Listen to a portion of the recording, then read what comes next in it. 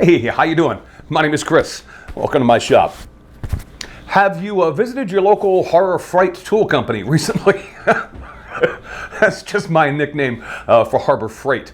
For those of us in the States, I believe my Canadian neighbors have a similar store called Canadian Tire, which is very much along the same lines of Harbor Freight. And I believe they actually carry the same tools. They just have put a different brand on them. There's this Mastercraft, and the ones that we get in the States from Harbor Freight is called Central Machinery. And Harbor Freight gets kind of a bad rap because they're associated with a lot of cheap tools. And let's be honest, a lot of the stuff that's in there is kind of cheap, but I've actually found some products that aren't really that bad, especially for the price you're paying for them.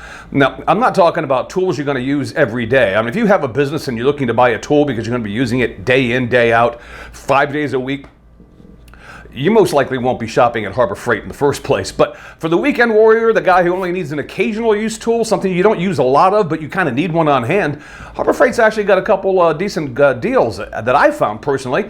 And stick around, I'll give you 6 of the ones that I found that I thought are at least worth the money you're paying for them. Coming up next.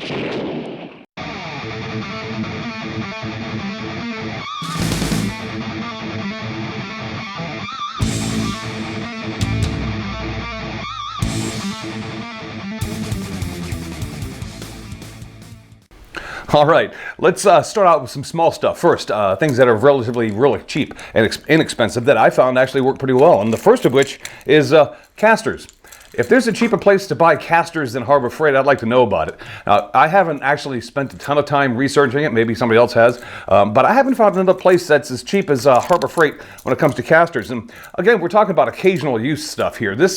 I have casters on just about everything in my shop just because I want to be able to move it around. But I don't move everything in my shop all the time. And I've yet to have a problem with these. These are like 1 5/8" casters, and these are like $2 a piece. $2 for one caster. Now you can spend I guess up to $10 a piece at Harbor Freight on casters, but compared to other places, casters from Harbor Freight aren't so bad. They're actually a pretty decent price, and so I don't mind shopping there for casters.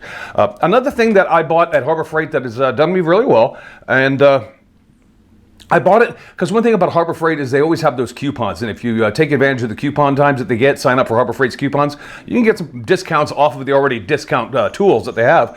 And digital caliper I bought. These normally sell at Harbor Freight for $20.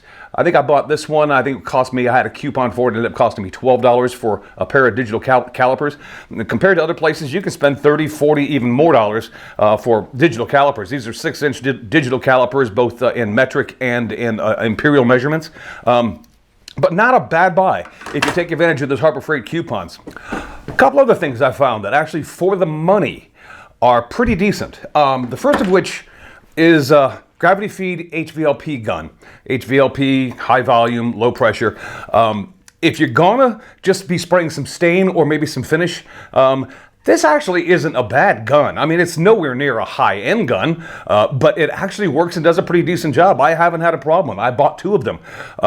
These are normally, they sell for, I think, $16 at Harbor Freight, but once again, I used the coupons when they came out, and I think I picked up both of these for like $9 a piece, $10 a piece. So I got $20 into these guns, and let's be honest, if this thing clogs up and I'm unable to clean it tomorrow, toss it away and I'll go get another one for that price. But yeah, this actually has worked for me really well, and I've had this one and the other one and used both of them for over a year and a half now, and I've yet to have a problem with them. As long as you keep them clean, it seems to work great.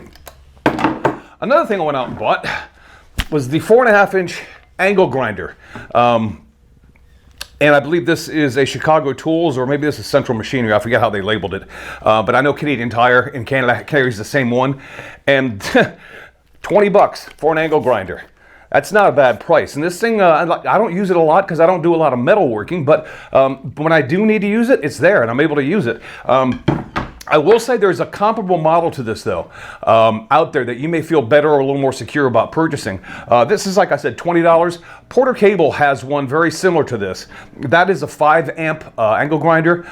Porter Cables, I believe, is a 6-amp angle grinder, and that is only cost you like $36. You can get that at Lowe's or Amazon if you'd like. So not that much more money, like $16 more to get the name brand, but for $20 and an angle grinder you got to use every now and then, not so bad. It's worth the investment, at least in my opinion. The next recommendation I have, I can't actually show you in my shop right now because I got a whole bunch of clutter around it. But it's, I'll show you a picture in a second, but mobile base. If you're looking for a mobile base for one of your tools, whether it's your drill press or your bandsaw or whatever the case may be, Harbor Freight actually has a pretty good deal on mobile bases as well. The ones that I bought, I have two of them, they have a maximum weight capacity of 300 pounds, but they cost $38. I'll show you a quick picture of what I'm talking about right now. Yeah, 38 bucks for a 300-pound capacity mobile base. Not a bad price. Now, I could find a comparable one on Rockler. That mobile base they offer on Rockler actually has a 400-pound capacity, but that one's going to run you close to 60 bucks. So my tools, I didn't need anything that wasn't going to exceed 300 pounds, so I went and got the Harbor Freight ones. And you know what? They work just fine.